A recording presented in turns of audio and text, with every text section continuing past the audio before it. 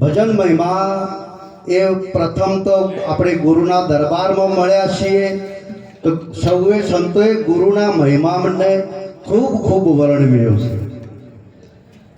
ગુરુબિન જ્ઞાન ધ્યાન સબ ફોગટ ફોગટ નેમ અચારો પતિબિન તરિયા કિસબિદ શોભે વિધવા નારી કો શણગારો હે દાતા મારો અબખેડો જન્મ સુધારો.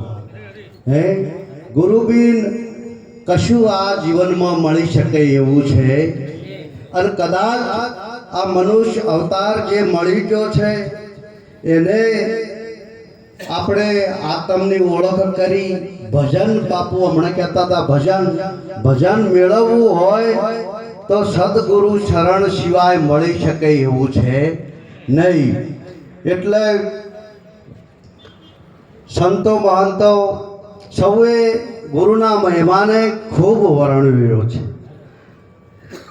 એક સમયે એક ગામમાં એક મદારી ખેલ કરવા અને ખેલ કરીને પછી એના ડેરે પાછો જતો હશે ને વળતા વચમાં એક મોટું તળાવ હતું.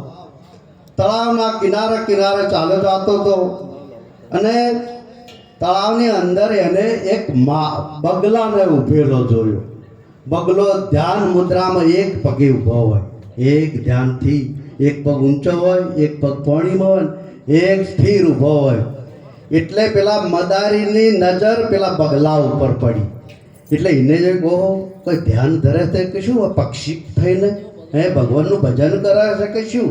એટલે મને થોડી વાર ઊભા રહીને એની હોમાં નજર રાખી. એટલે બગલાની નીચે થાય ને માછલી નીકળી. એટલે મને પેલો ઉપર આમ પગ હતો ને એ ફટલે નેચે કરીને માછલી ઊંચી ઉલાળી પકડીને વળતી આવી. એટલે મને ચોથમાં ફટ લઈને પકડી લીધી. એટલે મને એમથી ઓહો આ દાવે શીખવા જેવો છે.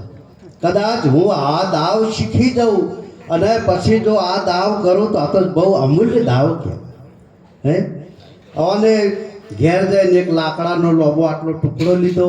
હે ઊંચો ઉલાળે વળી વળતો આવે એટલે ઘડીકમાં હોય પડે આ હોય પડે. અઠવાડિયું 10 દિવસ મને આ ખેલ શરૂ રાખ્યો. ધીમે ધીમે અને એ ટુકડો વળતો મોઢામાં પકડવાની પ્રેક્ટિસ થઈ ગઈ. ધીમે ધીમે 1 મહિનો થતા એ નોખે વળતો ટુકડો આવે ને ફટ મોઢામાં પકડે. એટલે મને એ વિશ્વાસ થઈ ગયો કે મને હવે આ વસ્તુ થાય. અને એ લાકડાના ટુકડાને સરી જેવો આકાર કર્યો અને પછી ઉલાળે વળતો પાછો પછી અને એમ વિશ્વાસ પૂર્ણ થયો. લોખંડની મને છરી બનાવી. હે લોખંડની છરી બનાવી. ઉલાળે વળતી પાછી આવે આ ફટ પકડે. એટલે મને એકદમ પૂર્ણ વિશ્વાસ થઈ ગયો. અને ધ્યાન આ બધું વસ્તુ કરતાં કરતાં 6-7 મહિના નીકળી ગયા. મને એવું થયું કે હવે મને કોઈ વાંધો છે લાય આ ખેલ રાજ દરબારમાં જઈને કરું. હે રાજ દરબારમાં જઈને જો આ ખેલ કરું તો રાજા ખુશ થઈ જાય અને મને સારું એવું ઇનામ આપે તો મારે આ ગોમે ગોમ ભટકવા પણ મટી જાય. હે એટલે મને રાજ દરબારમાં જઈ અને વાત કરી કે બાપુ મારે આજે ખેલ બતાવવો છે. એટલે રાજાની રજા લઈ અને ખેલની પરમિશન મેળવી રાજ દરબાર કચેરી ભરાણી અને આ મદારીને બોલાવવામાં આવ્યો કે ભાઈ હવે તમારો ખેલ રજૂ કરો. એટલે મને સરી ઉલાળી વળતી પાછી આવી. એટલે મને ફટ મોઢામાં પકડી. તો આખી સભાએ તાળીઓ પાડી અને કે વાહ વાહ ધન છે કેવો અને ખેલ કહેવાય. પણ જે રાજાનો પ્રધાન હતો ને એકલો શું કે ધન છે તારા ગુરુને. હે ધન છે તારા ગુરુને. અને એક વખત છરી ઉલાડી વસ્તી તાળી પાડી. બીજી વખત ઉલાડી વસ્તી તાળીઓ પાડે. વાહ ધનવાદ છે કેવો ખેલ બતાવ્યો. પણ એકલો પેલો પ્રધાન એમ કે બધે તાળીઓ પાડે ને ધનવાદ ને એમ બોલે. પ્રધાન એકલો એવું કે ધન છે તારા ગુરુને.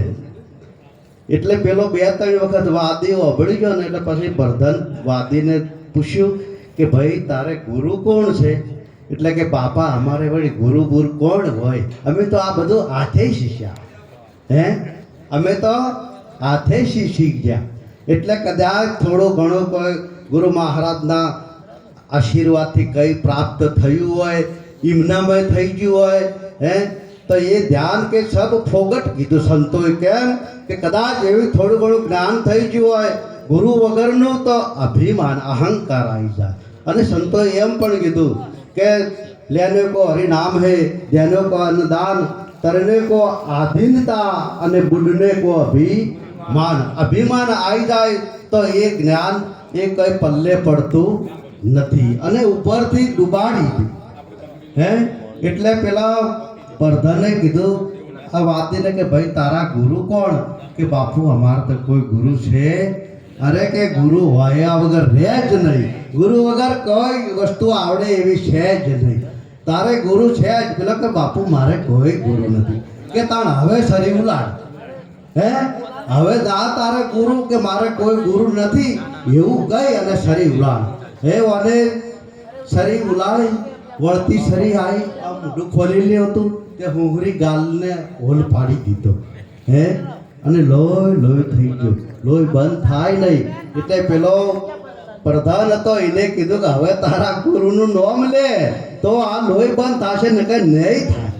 હે અને તાણ પડેલા ઘાએ ગુરુ, આ સંસારના પડેલા ઘાની જે બળતરો છે ને એ કદાચ ઠારવી હોય તો ગુરુ શરણે જવું પડશે, એ સિવાય ઠરી શકે એવી છે નહીં. એટલે પેલાએ કીધું કે બાપા હું તો એક બગલા જોડેથી આ વિદ્યા શીખ્યો હતો. હે તો કે તાણે એક બગલો હતો, એ તે ભલે મહેનત કરી પણ તે એના હોમું જોઈને નક્કી કર્યું એ તારો ગુરુ બગલો જ કહેવાય. હે એટલે આ અવસર મળેલો છે કોઈ ગુરુનું શરણું સેવી અને આ મનખા દેહને ભજન રૂપી નાવ લઈ અને આ ભવસાગર તરી જવાનું છે.